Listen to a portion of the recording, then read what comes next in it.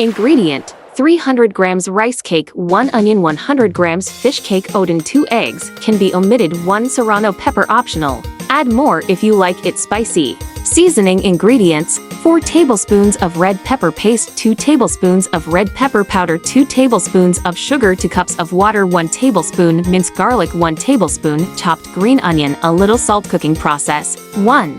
Slice the onion and serrano pepper thinly. Slice the fish cake diagonally. 2. Add water, red pepper paste, red pepper powder, sugar, minced garlic, chopped green onion, and salt to the pot and mix. Add rice cake, onion, and fish cake and boil. 3. Boil the rice cake over medium heat until it becomes soft.